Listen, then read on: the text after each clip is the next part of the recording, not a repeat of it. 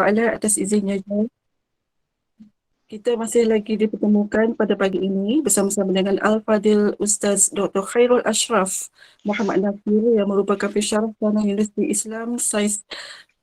Sains Islam Malaysia yang akan membawa pengisian kuliah duha pada kali ini dengan tajuk Manusia ke Alam Dunia.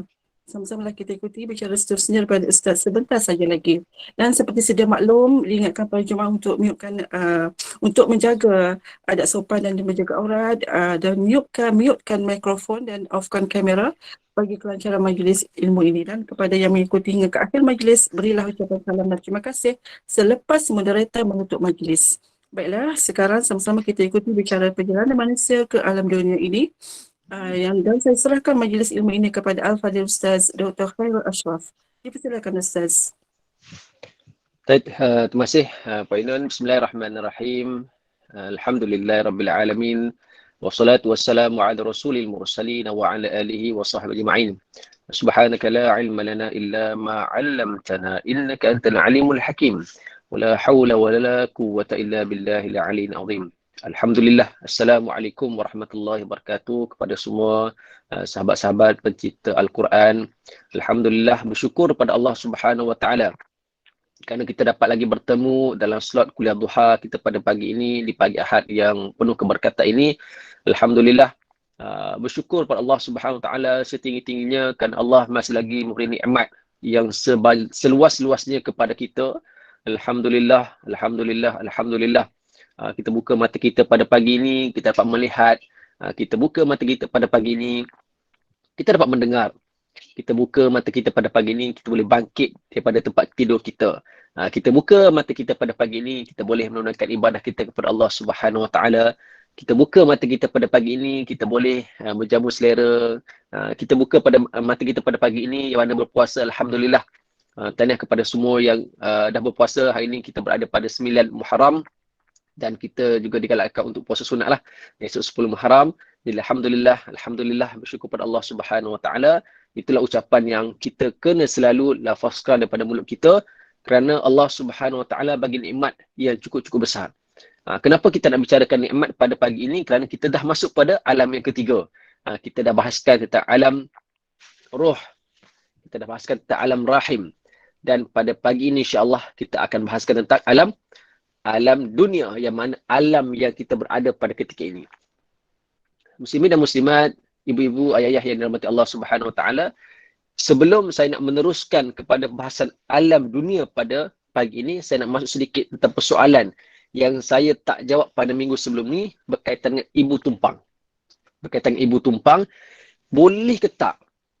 Ataupun apakah hukumnya sekiranya di antara suami dan isteri tidak dapat memberikan zuriat secara normal dan mereka melakukan persenyawaan ataupun dikenali persenyawaan tabu uji, persenyawaan di luar daripada rahim, dan kemudian menumpangkan kita kata benih tersebut di dalam perempuan lain atau digambarkan perempuan ajnabi lain. Apakah hukumnya? Baik, bila mana kita merujuk kepada Jabatan Mufti, kaedah ini diharamkan. Kaedah ini diharamkan. Ada 5 keadaan yang mana merujuk kepada kaedah ini. Pertama sekali, sperma dan ovum, iaitu sperma daripada lelaki dan ovum daripada wanita, pasangan suami isteri disenyawakan di luar, kemudian dipindahkan ke dalam rahim perempuan ajnabi yang lain. Itu pertama, itu diharamkan. Yang kedua, gambaran kedua, sperma dan ovum pasangan suami isteri disenyawakan di luar, kemudian dipindahkan ke dalam rahim isteri lelaki yang lain. Isteri lelaki lain, bagi yang berpoligami lah, itu pun tak dibenarkan juga. Sperma dan ovum diambil daripada lelaki dan perempuan yang berlainan, disenyawakan di luar dan kemudian dipindahkan ke rahim perempuan ajnabi yang lain, dan apabila telah selamat melahirkan anak, maka diserahkan kepada mereka yang menginginkan zuriat, pun tidak dibenarkan juga. Yang keempat, sperma si suami disenyawakan dengan ovum perempuan ajnabi yang mana perempuan tersebut akan mengandungkan anak tersebut, dan apabila selamat melahirkan anak, maka akan diserahkan kepada pasangan bersama wan ganjaran kepada perempuan ajnabi tersebut. Maka disewa lah, maksudnya ditumpang, sewa tumpang. Kemudian ovum si isteri akan diambil bersama sperma daripada lelaki ajnabi dan kemudian dipindahkan kepada rahim perempuan ajnabi yang lain, dan kemudian melahirkan anak, itu pun tak dibolehkan. Maka semua keadaan ini ibu tumpang diharamkan. Ibu tumpang diharamkan. Kalau macam contohlah kita katakan pasangan suami dan isteri dia ada masalah untuk mendapatkan zurat dekat keadaan normal, pergi jumpa doktor dan kemudian pergi jumpa para alim ulama bagaimanakah kaedah yang sepatutnya. Kaedah yang dibenarkan adalah iaitu persenyawaan di luar. Maksudnya persenyawaan tabur uji, kemudian sel-sel tersebut disenyawakan dalam ibu yang sama. Ibu yang sama, bukan ibu yang lain. Itu dibenarkan. Maksudnya suami dan isteri dia persenyawaan di luar daripada rahim, kemudian selepas senyawakan dimasuk ke dalam rahim ibu yang sama, dalam isteri yang sama. Baru dibolehkan. Kalau isteri lain ataupun di luar perempuan lain, itu tak dibenarkan. Okey, itu tak dibenarkan. Itu jawapan kepada persoalan yang dilontarkan oleh ahli kita dalam grup ini pada minggu lepas. Saya jawab, sebelum ni saya tak boleh jawab secara tepat sebab takut salah fakta dia. Saya kena jawab, kena tengok rujukan dulu daripada Jabatan Mufti, baru saya boleh jawab. Kerana ini adalah sumber yang perlu kita patuhi, khususnya melibatkan hal-hal hukum hakam, insya-Allah. Baik, ibu-ibu ayah yang mata Allah Subhanahu Wa Taala, sahabat pecinta Al-Quran, pada pagi ini kita nak cerita tentang alam dunia. Alam dunia. Lahirkan ke dunia dan meninggal dunia. Istilah meninggal dunia tersebut kalau kita lihat, kita meninggalkan dunia, bukan kita meninggalkan bumi. Kalau istilah kata, oh dia orang tu dah meninggal dunia, maksud meninggal dunia, meninggal segala isi dunia. Kalau contohlah dia meninggal di planet lain. Dia pergi ke bulan, dia meninggal di sana. Jadi dia tu digambarkan meninggal dunia. Sebab dunia ni besar. Dunia bukan sama dengan bulan. Dunia bukan sama dengan bumi. Dunia bukan sama dengan planet lain. Tak. Dunia adalah satu bentuk yang besar. Kedudukan ataupun kejadian Allah Subhanahu Wa Taala pada dunia ni terlalu besar. Sebab kita confuse. Kadang-kadang bila sebut dunia, kita gambarkan bumi. Tak. Dunia ni satu bentuk yang besar, yang mana bentuk yang kita tak pasti bagaimanakah sebesar-besar dunia ini. Langit dunia, bukan langit bumi, langit dunia itu merujuk kepada planet-planet lain. Merujuk kepada kita katakan galaksi-galaksi lain. Itu bahasa besar lah, bahasa sains tu, galaksi Bima Sakti dan sebagainya. Bintang-bintang besar mana. Kita gambarkan tentang matahari pun besar mana dan sebagainya lah. Itu gambaran bagaimana kita nak faham tentang konsep bila mana kita ini dilahirkan dan dimasukkan ke alam dunia. Bukan alam bumi. Bumi ni tempat kita tinggal. Tempat kita tinggal. Baik. Jadi dunia ini merupakan salah satu ciptaan Allah Subhanahu Wa Taala yang sangat menakjubkan. Sangat menakjubkan. Yang mana kalau kita lihat penciptaan bumi ini, kita lihatlah penciptaan bumi ini di kalangan para sarjana Islam dan para sarjana Barat, kalau mereka buat penulisan, mereka kata inilah antara ciptaan Allah Subhanahu Wa Taala yang manusia akan melihatnya. Kita akan melihatnya. Apakah yang Allah Subhanahu Wa Taala ciptakan. Sebagaimana saya bagi tahu tadi, yang kita nak tengok ni, mula-mula sekali kita keluar, buka mata, tengoklah diri kita dahulu. Sebelum kita lihat di luar sana tu yang bermacam-macam lagi nikmat Allah bagi tu, lihat diri kita dahulu. Afala tubsirun, ada kamu tidak melihat diri kamu ni? Kita lihat diri kita, alhamdulillah pagi ni okey. Anggota tangan masih boleh bergerak, masih boleh sihat. Itu nikmat Allah bagi pada kita. Kita keluar nanti untuk ada urusan-urusan, tengok Allah pokok besar, hujan hari ini cerah. Itulah bagaimana Allah bagi nikmat untuk kita menilai, untuk kita menyaksikan apa yang Allah Subhanahu Wa Taala telah pertontonkan kepada kita. Itu dunia yang kita ada pada hari ini. Dan sinonimnya dalam kamus besar. Dalam kamus besar mengatakan bahawa atau definisinya dunia merujuk kepada sebuah planet bumi yang kita lihat ini. Dunia terlalu besar. Bagaimana kita nak memahami dunia itu, tempat yang kita duduk pada hari ini. Dunia yang cukup besar. Kita tak mampu nak tengok planet lain. Kita tak mampu nak tengok matahari secara lebih dekat. Kita tak mampu nak melihat bulan secara lebih dekat. Sekarang tengok daripada jauh sahaja.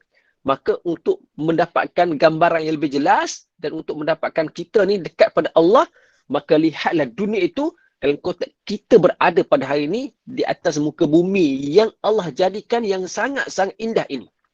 Berbanding dengan planet lain. Berbanding dengan tempat-tempat lain. Bumi sahaja, kalau kita belajar sains, kalau ibu-ibu dulu ambil bidang sains dan sebagainya. Memang bumi kita ini bumi yang sangat-sangat cantik Allah ciptakan. 2/3-nya daripada bumi ini adalah air. Keperluan badan kita pun 2/3 adalah untuk air. Jadi sama. Kehidupan kita adalah sama dan keperluan kepada bumi itu adalah sama.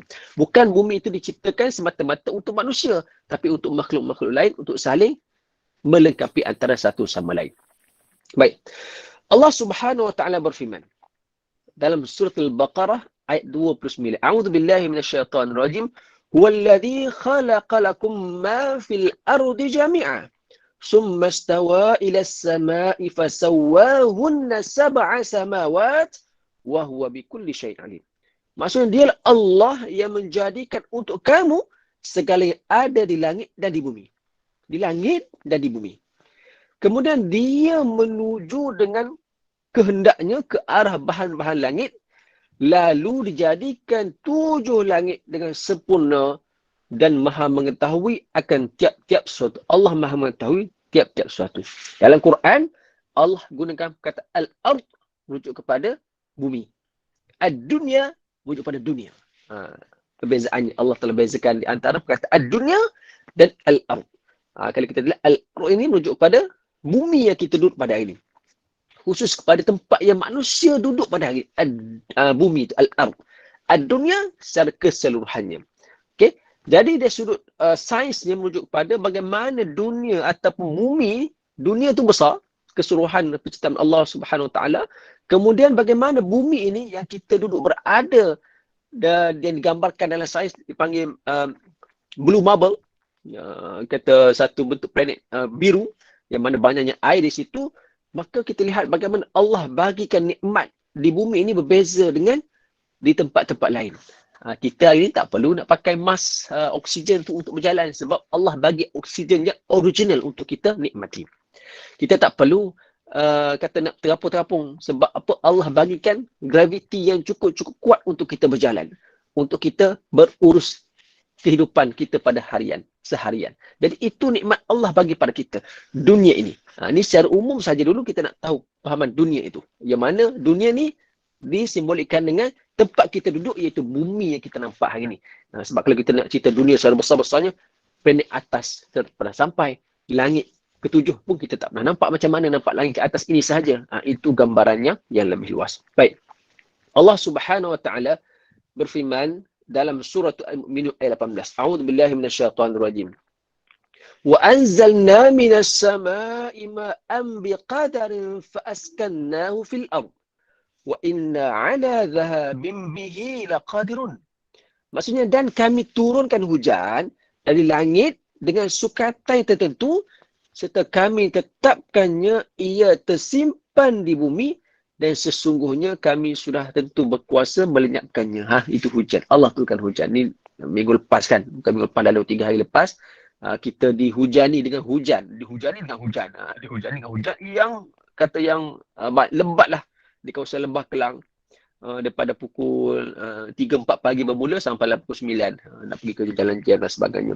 Allah nak uji kita sebenarnya. Nak uji macam mana? Manusia bila Allah bagi nikmat hujan, kita pun merungut. Allah hujan pagi ni hantar anak ke sekolah kena pakai kereta jam jalan. Allah hujan pula pada pagi ni basah nak pergi kerja dan sebagainya. Kita merungut apabila diberikan nikmat hujan. Dan bila diberi panah yang sepanas-panasnya, kita menurut Allah panah pula pagi ni, panahnya nak pergi kerja dan sebagainya. Itulah manusia yang selalu tak bersyukur dengan nikmat Allah Subhanahu Wa Taala. Jadi bila mana Allah bagi tahu bahawa Allah turunkan hujan dengan sukatan tertentu di atas bumi yang kita duduk ini, dunia sementara yang kita berada ini, supaya kita bersyukur. Sebab tu bila hujan tu lebat, kita berdoa pada Allah, Allahumma sayyiban nafi'an. Kita berdoa pada Allah, semua itu doa-doa yang mana kita nak bersyukur pada Allah. Allah bagi nikmat pada kita, nak bersyukur sentiasa.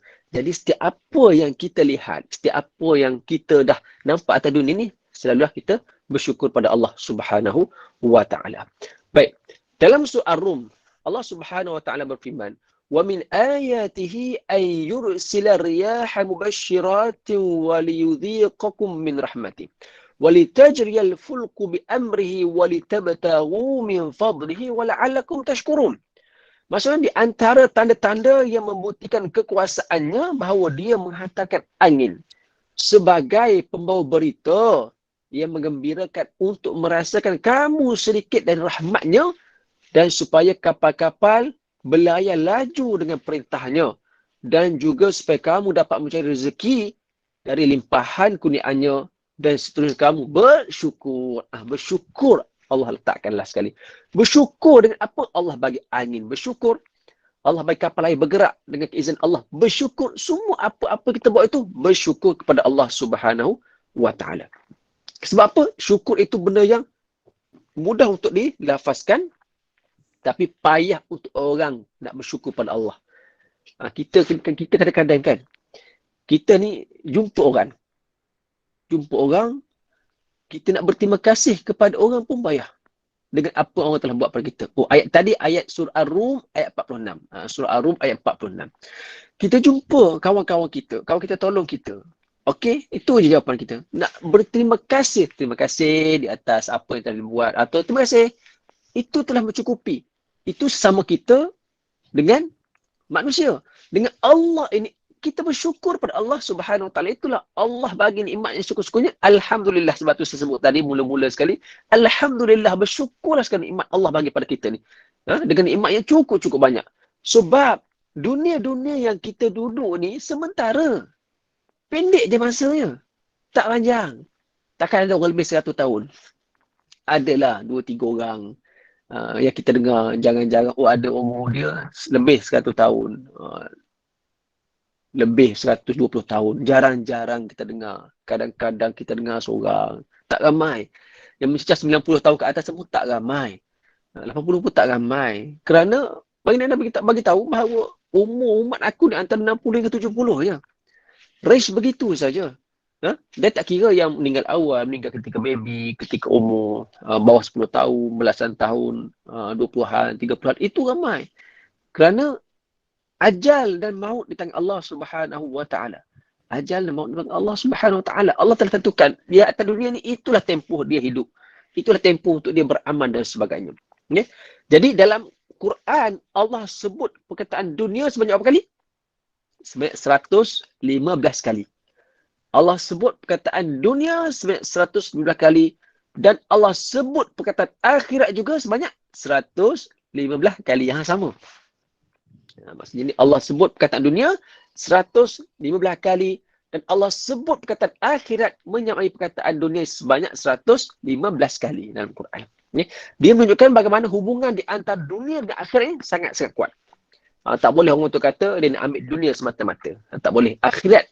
Kita ambil akhirat, insya-Allah dunia akan dibawa sekali. Ada orang dia kata, aku tak nak dunia, aku nak akhirat sahaja. Dunia itu jambatan kepada akhirat. Kalau kita nak akhirat, kita tak nak jambatan, kita nak menyeberangi dunia macam mana? Tak boleh. Kita kena naik jambatan tu untuk sampai ke akhirat. Jambatan dunia macam mana? Umur kita jambatan ni. Ad-dunya jisrul mu'minin. Ad-dunya jisrul akhirah. Ad-dunya jisrul akhirah. Dunia ini adalah jambatan kepada akhirat. Jadi kalau kita nak akhirat, kita tak naik jambatan dunia, macam mana kita nak sampai ke akhirat? Jadi pasti kita kena naik jambatan dunia untuk sampai ke akhirat. Jambatan dunia macam mana? Jambatan dunia umur kita. Umur kita, contoh umur kita 20 tahun. Atau dunia ni Allah bagi kita ni hidup 20 tahun. Maka 20 tahun itulah tempoh kita di atas dunia untuk sampai ke akhirat. Bukan atas dunia kita duduk sebelum jambatan. Tak, inilah jambatan kita ni. Panjang jambatan ni. Cuma tak tahu jambatan kita ni penghujung tu berapa kilometer lagi tak tahu. Berapa lama umur kita tu tak tahu. Tak tahu. Daripada kita dilahirkan, daripada minggu lepas kita cerita dah, kita ni daripada alam rahim keluar saya tu, tak pasti jabatan tu berapa panjang. Kalau panjang 60 tahun lah, 60 baru sampai ke akhirat, masuk alam barzah dan sebagainya. Itu jambatan ke akhirat. Okay? Jadi semua makhluk, terutamanya seluruh manusia akan menjalani kehidupan sementara di atas muka bumi ini sebagai apa? Ujian sebelum bertemu dengan Allah Subhanahu Wa Taala. Kita ni ujian. Sebelum kita berjumpa dengan Allah ini, kita akan diuji di atas dunia. Dengan apa? Allah Subhanahu Wa Taala berfirman dalam surah Al-Baqarah ayat 155. Allah bagi tahu, wala nabluwannakum bi syai'in minal khawfi wal ju'i wa naqsin minal amwal wal anfusi wath thamarat wa basyiris sabirin. Maksudnya, Dan sungguh akan kami berikan cobaan kepada kamu. Atas dunia ni cobaan. Atas dunia dengan sedikit ketakutan, kelaparan, kekurangan harta, jiwa dan buah-buahan. Dan berikanlah khabar berita gembira kepada orang-orang yang sabar. Gambarannya bagaimana Allah nak uji kita ni. Pertama, Allah akan uji dengan ketakutan. Sedikit ketakutan. Ada tak di kalangan kita di sini tak pernah rasa takut? Tak pernah rasa takut. Maksud daripada mula-mula dilahirkan tu, kita dah boleh berfikir, kita dah boleh ingat, wah, aku sampai sekarang tak pernah gila rasa takut ni. Allah akan uji kita rasa takut. Mesti ada ni kita takut. Takut nak suntik vaksin pun takut juga dulu kan. Takut nak suntik vaksin ni. Takut ada efek apa-apa. Takutlah nak buat ini, takut ada efek apa-apa. Takutlah nak masuk kelas ni, takut ditanya soalan dan sebagainya. Semua rasa takut. Sedikit ketakut. Itu ujian Allah nak bagi kepada kita. Ada Allah uji kita dengan kelaparan. Laparnya tak tahan. Allah uji kita dengan kelaparan. Allah uji kelaparan kepada seseorang tersebut untuk melihat orang yang senang adakah membantu orang yang lapar itu. Jadi di antara ujian Allah bagi juga kesenangan. Kesenangan ni bukan kata, kesenangan bukan ujian. Tak, kesenangan itu merupakan ujian besar kepada orang senang. Adakah mereka membantu orang yang susah? Sebab tu digambarkan dalam syurga ni, Nabi bagi tahu ramainya golongan-golongan fakir yang akan masuk ke syurga. Sebab apa? Mereka tak merungut. Mereka bersabar. Sebab itulah ayat akhir, dan berikanlah berita gembira kepada orang-orang yang sabar. Orang sabar ni orang yang ketakutan ni sabar dengan apa yang telah diuji. Orang miskin, sabar. Orang susah, sabar. Dan itu kesabaran-kesabaran yang berita gembira yang Allah bagi tahu, kau sabar, ada berita gembira untuk kamu. Okay? Dan juga Allah uji dengan kekurangan harta. Tadi aku sahan kekurangan harta. Kita ni kadang-kadang kita tak bersyukur. Macam mana saya nak relatekan dengan bersyukur tadi? Kita bangun pagi, kita tak alhamdulillah, tak bersyukur pada Allah. Allah, syukur alhamdulillah. Lena tidur malam ni. Lena tidur siapa bagi? Allah yang bagi. Bila Allah tak bagi Lena kita tidur ni, tak Lena tidur. Berpusing sana, sedar. Berpusing sini, sedar. Tak Lena tidur. Padahal tidur katil kita ni, tilam kita 15 inci punya tebal. Empuk. Apa kata iklan, letak air, tak tumpah air tu. Nak katakan, tilam tu memanglah spring daripada Jerman dan sebagainya. Memang kalau tidur, memang Lena lah. Siapa bagi Lena? Allah bagi Lena. Tidurlah 20 inci ke, berapa puluh inci ke. Kalau Allah tak bagi kita Lena tidur, takkan Lena kita tidur. Percaya. Sebab apa? Sebab Allah bagi kita Lena tidur. Kita pergi pula dekat Kuala Lumpur, kat belakang-belakang dataran, di belakang jalan Cokit dan sebagainya. Tengok gelandang tidur. Tidur atas kotak. Tak ada spring pun kotak tu. Tidur atas kotak. Ada selimut? Tak ada selimut. Ada aircon? Tak ada aircon. Tidur macam tu je. Berdengkur. Berdengkur. Sebab apa? Lena dia tidur. Bangun pagi tu, segar. Siapa bagi? Allah yang bagi, dia tu lena tidur. Allah yang bagi rasa nikmatnya tidur.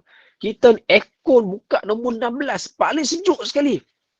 Rasa panas, panas rimah malam ni. Aircon dah kuat ni, apa panas sangat ni. Selimut buang semua. Tilam rasa macam tak selesa nak tidur. Sebab apa? Sebab Allah yang tarik nikmat tersebut. Nikmat kesusahan hati. Ada duit? Ada. Tapi Allah tidak izinkan nikmat tersebut sampai kepada hamba-Nya. Macam kita ini, macam saya lah kan. Saya ni pakai spek. Hilang nikmat penglihatan yang jelas. Macam ibu-ibu ayah-ayah pakai spek. Tak ada rasa macam kita tak syok lah. Macam saya ni kan nak bersukan, nak main bola, tak boleh main bola lah pakai spek. Kena bola pecah macam ni dan sebagainya. Tak boleh. Hilang nikmat dia. Kalau buka spek ni, tengok orang jauh tak kenal lah. Tengok gedung jauh, macam suara, itu kenal lah sahabat kita datang. Pakai spek jelas. Buang spek ni, dah ada kabur balik. Hilang nikmat. Itulah digambarkan nikmat Allah bagi ni. Allah tarik balik sikit ni. Allah tarik nikmat betul. Ya Allah, lain macam. Lain macam. Sebab itulah bila mana kita lihat Allah uji kita atas dunia ini dengan bermacam-macam ujian. Allah uji kegembiraan. Kemudian Allah uji dengan jiwa. Jiwa kita ni gundah gulana. Berserabut jiwa kita ni. Buat perkara itu tak kena. Buat perkara ini tak kena. Semua tak kena. Sebab apa? Jiwa kita ni perlu diperingatkan. Diperingatkan dengan apa? Dengan tazkirah. Sebab itulah saya sangat-sangat menyokonglah program-program daripada sahabat pecinta Al-Quran ni. Kita buat berkala adanya program baca Al-Quran, program tazkirah subuh, tazkirah duha dan sebagainya. Sebab apa? Untuk kita ni menenangkan hati kita, jiwa kita ni yang gundah gulana ni. Bila kita ni tidak diperdengarkan dengan alunan ayat Quran, tidak diperdengarkan dengan peringatan-peringatan daripada Allah Subhanahu Wa Taala kepada baginda Nabi SAW dah sampai kepada kita, maka jiwa kita akan gundah gulana. Sebab itulah kita hari ini, alhamdulillah, kalau kita lihat di kawasan-kawasan tempat kita duduk ini, adanya masjid, adanya surau. Alhamdulillah, aktif. Mereka buat program bermacam-macam.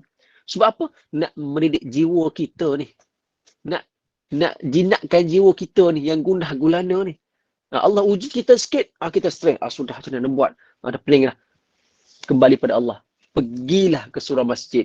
Dengarlah pengisian-pengisian. Duduk di sana. Solat berjemaah di sana. InsyaAllah dia akan menenangkan jiwa kita. Ya, menenangkan jiwa kita. Itu kita, ini dunia yang kita kena buat. Ini tempat yang kita kena buat. Dalam hadis bagi tahu jelas kepada kita. Pahala untuk solat berjemaah 25, ada kau kata 27. Tapi kita dah solat juga kat rumah. Sedihnya kata. Nak macam mana? Tapi kaum muslimah kata, tak aci lah. Kami tak boleh nak pergi ke surau. Tak. Bila mana suami-suami kamu pergi ke surau dan masjid, keluar pahala Allah. Dapat pahala kamu di rumah ni, alhamdulillah dapat perkara yang sama. Sama. Perkara yang sama akan dapat. Okay? Jadi kita ni, bila mana kita berada di atas dunia, maka kita kena usahakan bagaimana kita nak pastikan segala-galanya kita buat itu adalah kembali kepada Allah Subhanahu Wa Taala. Okay? Baik. Kemudian Rasulullah Sallallahu Alaihi Wasallam bersabda, Inna dunya hulwatun khadiratun, wa inna Allaha mustakhlifukum fiha, falyanzuru kaifa ta'malun, fattakud dunya wattakun nisa. Ini hadis riwayat Muslim. Hadis riwayat Muslim. Maksudnya, baginda Nabi SAW bersabda, maksudnya sesungguhnya dunia adalah manis dan hijau. Dunia adalah manis dan hijau. Dan sesungguhnya Allah menjadikan kamu sebagai khalifah di bumi. Kita ni semua khalifah. Semua khalifah di bumi, maka Allah akan melihat apa yang kamu lakukan. Allah lihat kita ni. Kita buat apa pagi ni? Kita dengar tazkirah duha. Allah catat, malaikat catat apa kita buat. Lepas ni kita pergi mana? Allah nampak kita pergi mana. Kita duduk sorang-sorang dalam bilik. Malaikat. Allah nampak apa kita buat. Jadi kita jangan menyuruk, tak boleh nyuruk. Tak boleh nyuruk. Memang Allah akan memperlihatkan apa yang kita buat. CCTV Allah tu lebih canggih daripada apa kita ada. Hari ni kan kita ada CCTV. Dulu CCTV kita ni kita katakan 1 HD lah, atau dia tak terang sangat. Okay? 1 megapiksel saja tak terang sangat. Hari ni dah ada berbelah-belah megapiksel, terang berderang, nak zoom apa semua nampak. Itu CCTV manusia. CCTV Allah lagi jelas. Allah nampak semua apa yang kita buat. Kemudian maka berhati-hatilah kamu kepada dunia dan berhati-hatilah kepada wanita. Sudah, kenapa kepada wanita ni? Sebab kepada wanita adalah cobaan dan kita katakan fitnah wanita tu besar. Hadis ni jelas menunjukkan bagaimana keadaan dunia yang sebenarnya. Allah menjadikan dunia ini sebagai tempat ujian, sebagai tempat cobaan kepada hamba-Nya. Manis dan hijaunya dunia sebagaimana yang digambarkan oleh Rasulullah sallallahu alaihi wasallam menunjukkan kesenangan, kelazatan dan keindahan di atas dunia yang bersifat sementara. Manis dan hijau. Kesenangan kita, senang alhamdulillah, senang kita, Allah bagi nikmat, kita boleh bekerja, Allah bagi nikmat kepada kita, ada duit untuk makan dan sebagainya. Rasa senang. Rasa indahnya dunia ini. Allah bagi kita kelazatan. Lazatnya kita ni boleh merasa, lazatnya kita ni boleh mendengar, lazatnya kita boleh, segala-galanya kita boleh menikmati atas dunia, lazatnya dunia ini. Kemudian indahnya dunia ini. Kita pergi berjalan-jalan hari Minggu kan. Lepas program ni, ada program, tak ada program dah. Kita pergi berjalan-jalan, indahnya tengok, oh cantiknya landscape dia buat. Oh cantiknya tasik ini. Indahnya kita dapat melihat apa yang telah Allah ciptakan. Tapi dia bersifat sementara. Bersifat sementara. Sebagaimana contohlah kita katakan, kita melihat bunga. Oh cantiknya bunga ni. Mekar bunga ni. Harum baunya. Tapi adakah bunga itu akan sentiasa begitu? Tak. Sampai satu ketika, bunga itu akan layu. Sampai satu ketika, bunga itu akan mati. Dan akhirnya, kita lihat bunga itu dah berkubur. Sama dengan manusia. Dahulunya kita memperlihatkan keindahan di antara pasangan masing-masing. Isteri melihat, oh suami dia, oh handsome-nya suami aku, alhamdulillah, menyejuk hatiku. Kemudian, melihat juga kepada isteri tu. Oh, isteri aku cantik, alhamdulillah. Adakah berkekalan? Tak. Sampai satu ketika, lepas 5 tahun dah beza dah. So, tengok, oh dulu cantik, tak kahwin. Dah kenapa jadi macam ni pula? Itu normal. Tak akan cantik sampai bila-bila. Tak ada. Sampai umur 60, dulu umur 20 lain, 60 lain. Memanglah. Hakikat begitu. Tak akan selama-lamanya kekal begitu. Bersifat sementara. Sementara je semua tu. Tetapi, dalam syurga, kita akan diperlihatkan dengan umur yang sama, sebaya. Muda sentiasa dan akan sentiasa muda dan muda dan muda berhari-hari. Itu dalam syurga kelak nanti. Okay? Baik. Kemudian, baginda Nabi SAW menegaskan bahawa berhati-hati dengan fitnah wanita. Yang merupakan salah satu fitnah yang terbesar di atas muka bumi ini, atau dunia ini, berdasarkan beberapa peristiwa yang telah berlaku pada umat sebelum ini. Dan kalau kita lihat, dalam pembahasan tentang tanda-tanda kiamat, salah satu topik yang khusus yang ulama kita telah nukilkan daripada hadis baginda Nabi SAW, iaitu berkaitan fitnah wanita. Fitnah wanita saya telah uraikan dalam buku saya dan juga telah uraikan dalam beberapa siri-siri perkongsian dalam harian metro dan sebagainya.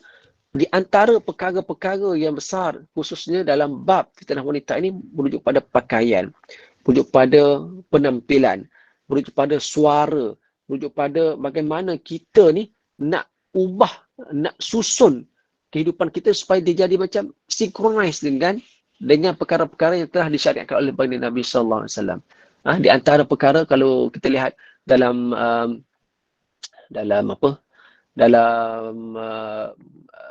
kitab Al-Halal wal Haram fil Islam yang telah dinukilkan oleh Dr. Yusuf Al-Qaradawi, antara perkara utama yang melihat kepada wanita adalah pakaiannya, iaitu ketat dan menampakkan segala betul-betul fizikalnya. Yang kedua, tudungnya, iaitu melilit sahaja dan menampakkan bahagian-bahagian yang sepatutnya ditutup.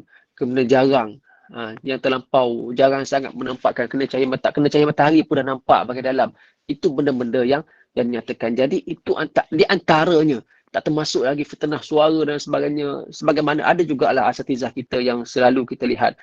Dia bukan disengaja. Dia kadang-kadang dia menasihati tapi terlepas pandang dengan pemakaian atau tabarruj yang berlebih-lebihan. Bab tabarruj ini kita katakan berhias berlebih-lebihan.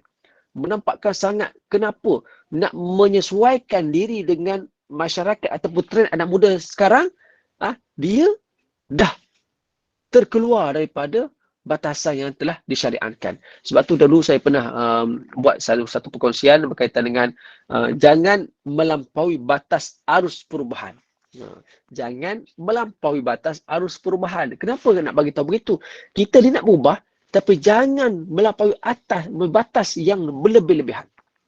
Nak berubah betul.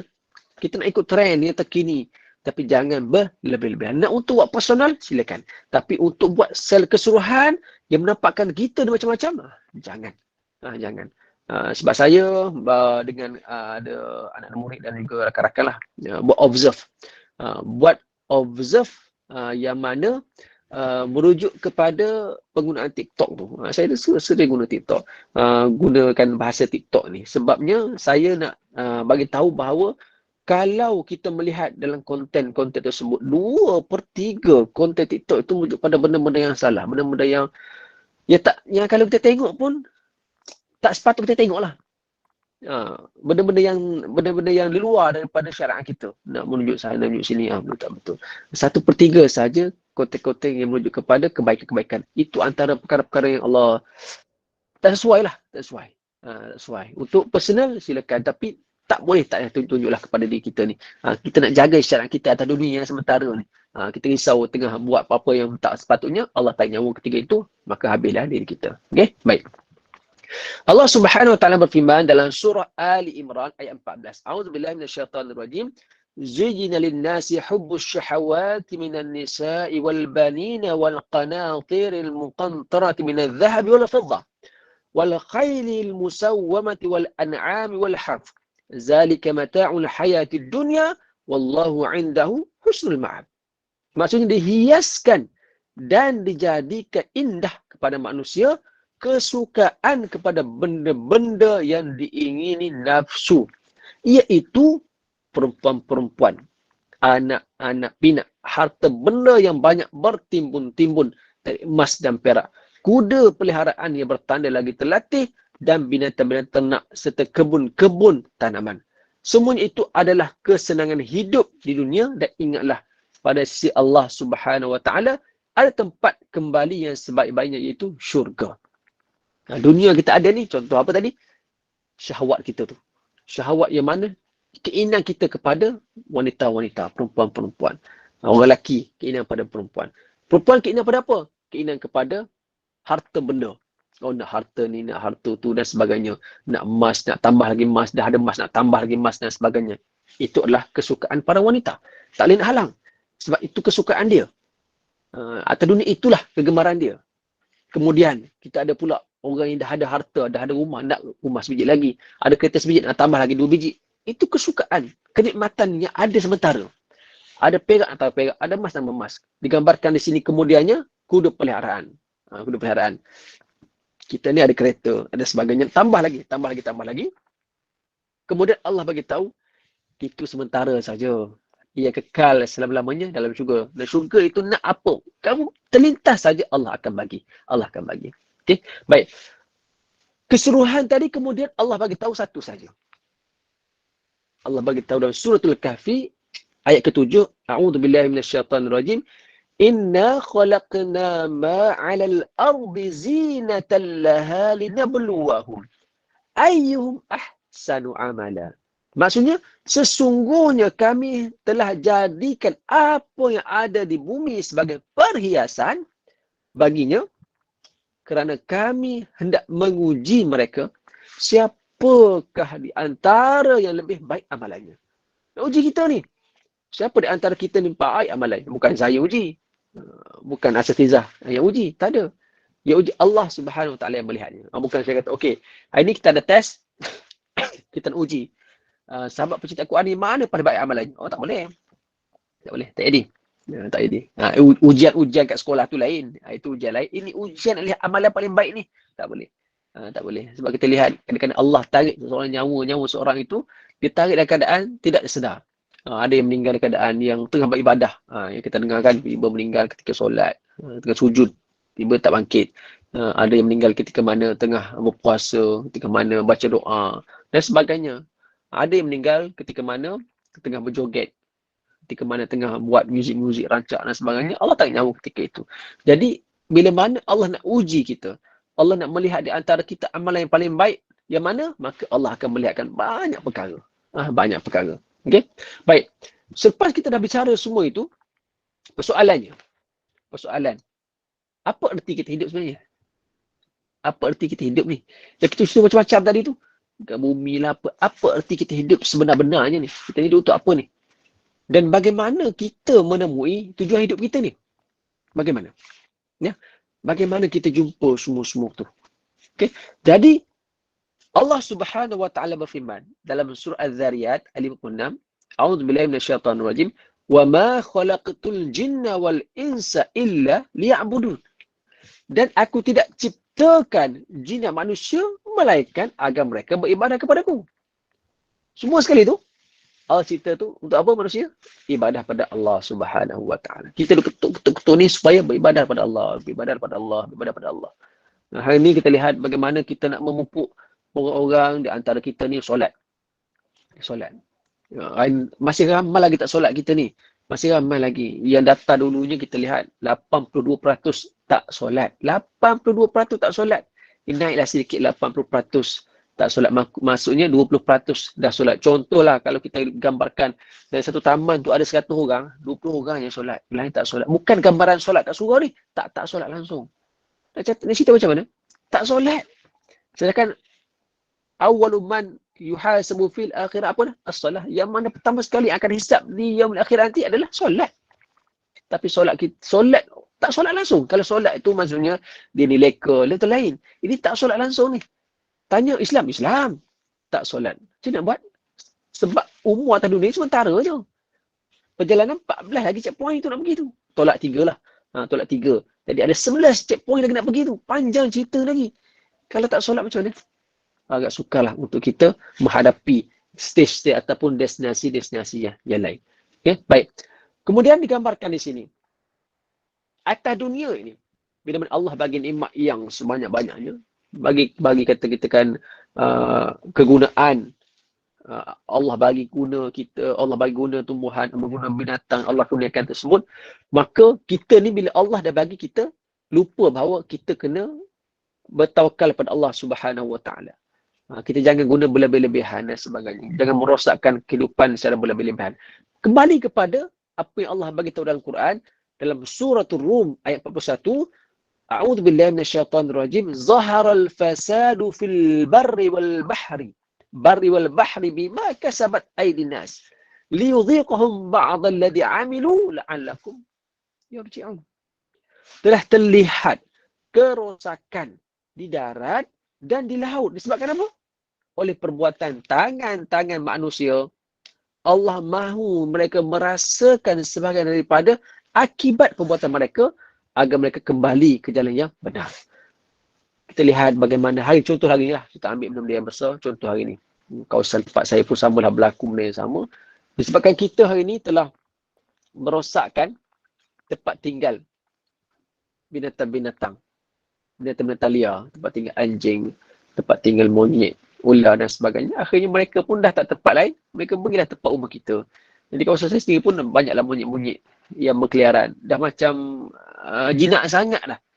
Duduk atas pagar, duduk bawah kereta, dia buka pintu belakang, masuk buka tung minyak dan sebagainya. Dia macam kawan. Sebab apa? Sebab dia tak ada tempat. Kenapa? Allah beritahu tadi, telah terlihat kerosakan. Zaharal fasad. Zaharal telah terlihat, telah jelas. Kerosakan. Di mana? Di darat dan di air. Di darat macam tu. Di air macam tu juga. Kita tengok hari ni. Kalau laut, kita jarang nampak lah. Kalau sungai, nak mencari sungai yang jernih, yang nampak dasar memang susah lah hari ni. Nak pergi, kita pergi ke pedalaman. Barulah nampak sungai-sungai jernih dan sebagainya. Sebab apa? Tangan-tangan kita ni manusia ni. Zaharal fasadu fil barri wal bahri. Maka sahabat aidin nas. Okay? Jadi, bila mana kita dah tahu bahawa kita ni kena beriman kepada Allah. Bila mana kita ni akan diuji atas dunia ini. Allah akan melihat kita ni yang manakah yang paling baik amalannya. Kemudian kita akan melihat kenapa semua sekali ini ada. Kenapa ada semua sekali ini? Adakah kita lupa? Kita pernah berjanji dengan Allah di alam ruh satu ketika dahulu. Kita ada perjanjian dengan Allah. Apakah maksud perjanjian itu? Perjanjian alastu. Perjanjian alastu. Dalam surat Al-A'raf ayat 172, surat Al-A'raf ayat 172, Allah Subhanahu wa taala berfirman, "Wa idz akhadha rabbuka min bani Adam min zuhurihim zurriyyatahum wa ashhadahum ala anfusihim alastu bi rabbikum qalu bala shahidna an taqulu yawmal qiyamati inna kunna an hadha ghafilin." Dan ingatlah ketika Tuhanmu mengeluarkan dari sulbi, tulang belakang anak cucu Adam, keturunan mereka, dan Allah mengambil kesaksian terhadap ruh mereka. Justru mereka berfirman, Allah berkata, bukankah aku ini Tuhan kamu? Allah beritahu, bukankah aku Tuhan kamu? Mereka menjawab, benar, engkau Tuhan kami. Kami bersaksi, kamu lakukan demikian agar di hari kiamat, kamu tidak mengatakan, sesungguhnya kami leka terhadap hal ini. Kita janji, Allah bertanya, aku Tuhan kamu kan? Ya, kita dah faham dah. Allah Tuhan kita. Tapi kita leka. Dan di hari akhirat, sesungguhnya kami leka terhadap perkara ini. Kita ada janji. Dan ada akad dengan Allah Subhanahu Wa Taala untuk buat perkara sekian. Tetapi kita leka atas dunia ni. Leka dengan keindahan. Semua itu adalah ujian untuk kita. Untuk kita. Sebab apa? Sebab untuk memperlihatkan amalan yang paling baik, maka kita perlu diuji. Diuji dengan macam-macam lah. Diuji dengan macam-macam supaya nampak yang manakah yang betul-betul beriman kepada Allah Subhanahu Wa Taala. Subhanahu Wa Taala. Sebagaimana lafaz kita dalam syahadah kita yang selalu kita sebut kita solat.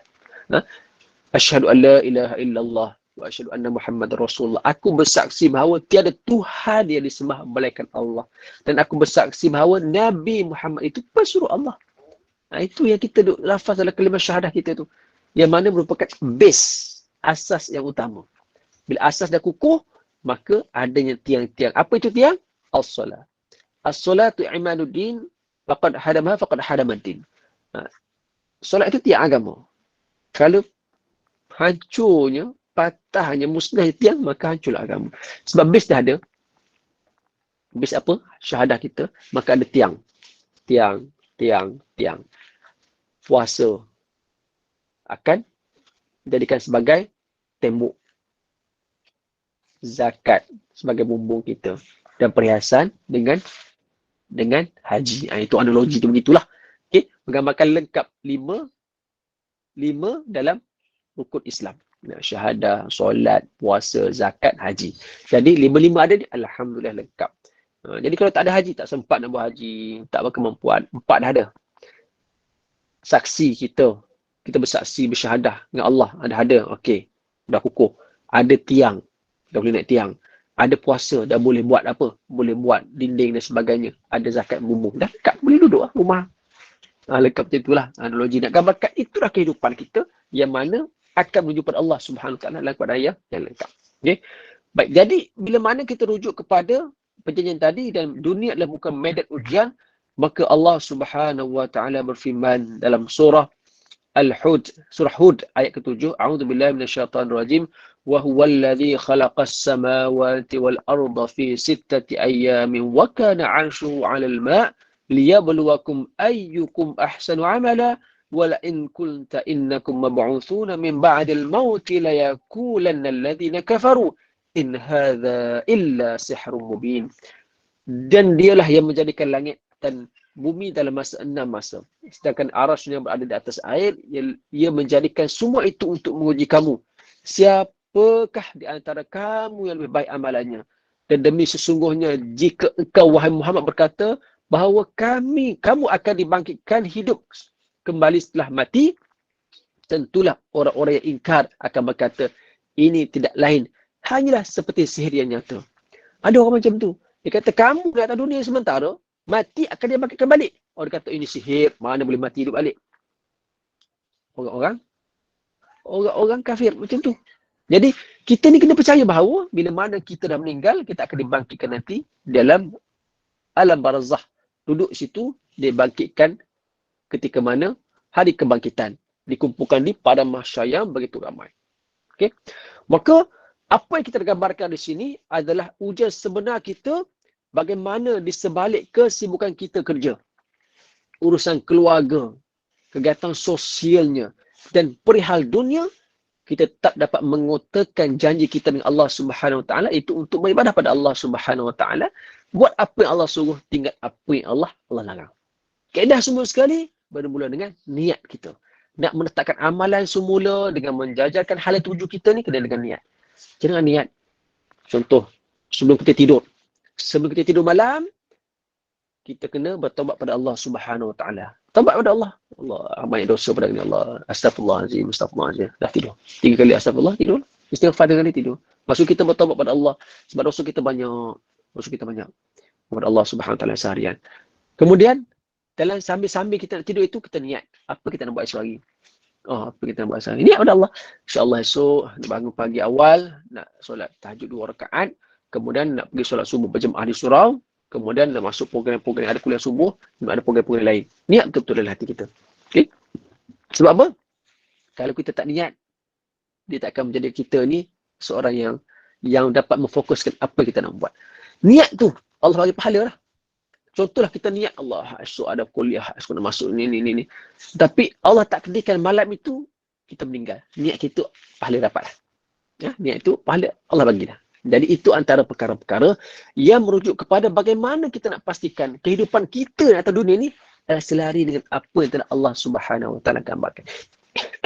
Ini baru gambaran awal dan usaha kita untuk kita berada di atas dunia. Okay? Jadi lepas kita dah tahu bahawa dunia yang kita dah masuk ini nikmatnya cukup besar, kita akan melihat pula bagaimana digambarkan dunia sijnul mu'minin wa jannatul kafirin. Kita akan melihat pula nanti secara detail apakah yang digambarkan dunia sijnul mu'minin, iaitu dunia ni penjara bagi orang beriman, wa jannatul kafirin, dan syurga bagi orang kafir. Bagaimana gambaran tersebut, insya-Allah kita akan bahaskan dalam pertemuan akan datang. Mudah-mudahan perkongsian pada pagi ini dalam keadaan yang penuh keberkatan ini dirahmati oleh Allah Subhanahu Wa Taala. Jadi setakat tu untuk pagi ini perkongsian daripada saya. Insya-Allah kita mohon dipermudahkan segala urusan kita dalam urusan kehadiran kita, dan mudah-mudahan Allah Subhanahu Wa Taala memberkati pertemuan kita pada pagi ini insya-Allah. Saya serahkan kepada kembali pada Puan Indun. Terima kasih Ustaz. Kita buka soalan daripada jemaah. Silakan. Ada persoalan?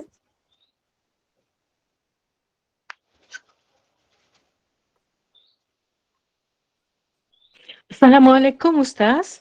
Assalamualaikum warahmatullahi. Ustaz, saya ni merujuk kepada ayat Ar-Rum yang tadi ayat 41 Ustaz, tentang timbulnya kerosakan bala bencana di darat dan di laut disebabkan oleh di tangan manusia. Kenapa ia hanya di sana manusia? Adakah kalau kadang-kadang kita nampak macam binatang gajah kan, mereka juga kadang-kadang membuat kerosakan. Is it because manusia tu dia yang berakal dan kita ada mempunyai akad perjanjian dengan Allah, sebab tu di sini ayat ni hanya manusia? And then kenapa tidak ada jin je di sini? Bukankah tadi kita ayat yang tu Allah menciptakan jin dan manusia untuk menyembah dan beribadat kepadanya. Adakah juga jin ini termasuk dalam kategori ujian di dunia untuk mereka? Okey, terima kasih Ustaz. Okey, sama terima kasih Puan Iksum. Baik, balik kepada ayat suratul Rum 41, Allah beritahu zahral fasadu fil barri wal bahri bima kasabat aydin nas. Kenapa manusia saja? Perkara pertama adalah manusia Allah bagi special, iaitu bagi akal. Bagi akal untuk berfikir. Bila Allah bagi akal untuk berfikir, maka kita boleh berfikir yang manakah yang baik, yang manakah yang buruk. Binatang tak ada akal. Binatang buat adalah untuk melunaskan kehidupan dia semasa. Dia nak buat apa, nak makan, dia nak tidur, dia nak merosakkan sana. Itu binatang, tak ada akal. Dan binatang itu Allah bagi kudrat pada binatang tersebut untuk buat apa yang rasa dia patut buat. Macam contoh tadi kan, gajah kan. Gajah, sebab apa dia berlaku sedemikian? Sebab kita. Sebab kita yang merosakkan habitat mereka. Adakah tiba-tiba gajah nak merosakkan dia punya pokok-pokok? Tak ada. Gajah tak akan buat begitu. Dan gajah dia ada ekosistem dia sendiri. Kalau kita lihat National Geographic dan sebagainya, bagaimana gajah hidup dalam keadaan kawanan yang sangat-sangat baik. Okay? Tetapi sekiranya kita manusia merosakkan rumah-rumah mereka, maka mereka akan membuat kemarahan itu kepada manusia kembali. Manusia bermulaan cetusnya pada manusia. Sebab manusia diberi akal fikiran. Sepatutnya kita tahu bahawa ini tempat yang tak boleh kacau. Ini kawanan gajah banyak kat sini. Janganlah kacau. Kalau kita kacau, dia akan merosak kita balik. Macam tadi saya cerita macam monyet dan sebagainya. Ini tempat tinggal mereka. Pokok-pokok tempat mereka nak bergayut. Pokok-pokok tempat mereka nak beristirahat dan sebagainya. Rumah mereka. Tiba-tiba kita potong pokok tersebut, kita tolak pokok tersebut, maka mereka tak ada tempat. Maka mereka datang rumah kita, rosak tanaman kita, dia cabut pelak rumah kita, dia tutup api, dia selongkar sampah. Jadi kita tak boleh katakan bahawa itu binatang pun buat kerosakan. Tak. Sebab apa? Binatang itu buat kerosakan disebabkan manusia tadi tu. Manusia yang buat kerosakan di daratan dan di lautan. Daratan dan lautan. Berbalik kepada jin. Jin perkara yang gaib, yang tidak nampak. Yang tidak nampak. Yang digambarkan di sini sebab kerosakan itu jelas kelihatan. Kerosakan yang jelas kelihatan, maka digambarkan manusia yang difokuskan kerana manusia memang akan sentiasa buat kerosakan. Jin tak termasuk jin beribadah pada Allah Subhanahu wa taala, jin akan dimasukkan ke dalam neraka dan ada jin akan masuk dalam syurga. Yang digambarkan di sini adalah bagaimana manusia itu sendiri, manusia yang melakukan kerosakan. Jadi wallahu alam, mudah-mudahan menjawab soalan daripada Puan Iksan. Assalamualaikum Ustaz, nak Okey, tanya terima Ustaz. kasih Ustaz. Ya. Assalamualaikum. Ustaz dia sebut tadi kan dunia ni dijadikan dalam 6 masa Ustaz kan? Dijadikan Allah. Jadi saya tak faham Ustaz, apa yang dia maksudkan 6 masa Ustaz? Okey, baik. Dunia ni jadikan 6 masa merujuk kepada Allah ni. Kalau jadikan dunia ni kun fayakun, jadi je terus ya. Tapi bila mana Allah nak bagi tahu dalam 6 masa, Allah nak bagi tahu adanya proses nak jadikan dunia tersebut supaya manusia ni bila melakukan sesuatu perkara, dia ada proses-prosesnya. Ada aturan-aturan yang perlu kita laksanakan.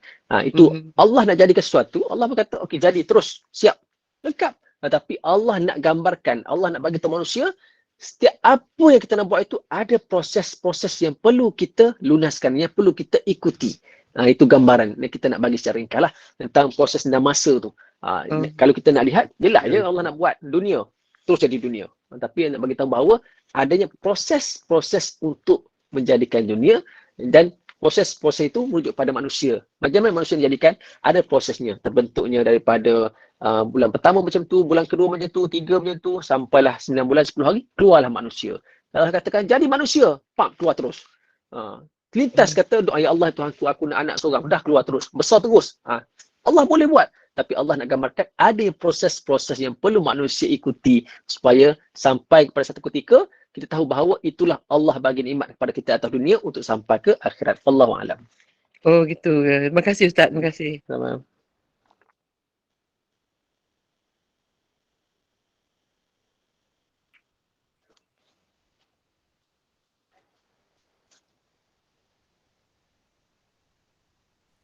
Baik, Ustaz, saya rasa setakat itu saja soalan daripada jemaah. Okay, saya tutup majlis ini dengan Alhamdulillah. Terima kasih Al-Fadhil Ustaz Dr. Khairul Ashraf atas pencerahan dan perkongsian tentang perjalanan manusia ke alam dunia itu tadi. Dan semua makhluk yang ada di alam semesta ini akan mengalami kerosakan dan kebinasaan. Namun hanya Allah satu-satunya Sang Maha Pencipta dan Maha Hidup yang tidak akan lenyap. Semoga kita semua dalam rahmat dan kasih sayang Allah Subhanahu Wa Taala dalam menempuh setiap fasa kehidupan kita lalui. Dan saya mahu juga pihak pengusaha, mohon maaf jika ada sebarang salah bicara dari saya. Dan saya terima kasih juga kepada para jemaah yang sudi luangkan masa sehingga ke akhir majlis ini. Dan teruskanlah berada dalam minat ilmu pada setiap ketika dengan program ilmiah yang menarik yang disediakan oleh pihak admin Sahabat Pencinta Al-Quran di sepanjang hari ini hingga ke penghujung malam jam 8 malam nanti. Dan bagi melanjutkan majlis ini, saya mohon Ustaz untuk tutup dengan tasbih kafarah dan surah Al-Asr. Silakan Ustaz. Baik, terima kasih Puan Ainun. Alhamdulillah, terima kasih pada semua yang hadir pada pagi ini dan juga sahabat tim Pencinta Al-Quran. Jadi kita tutup perkongsian pada pagi ini dengan bacaan tasbih kafarah dan surah Al-Asr. Subhanallah. Bismillahirrahmanirrahim. Wal 'asri innal insana lafi khusr. Illal ladzina amanu wa 'amilus solihat wa tawassaw bil haqqi wa tawassaw bis sabr. Sekian wabillahi taufiq wal hidayah. Wassalamualaikum warahmatullahi wabarakatuh. Terima kasih Ustaz. Terima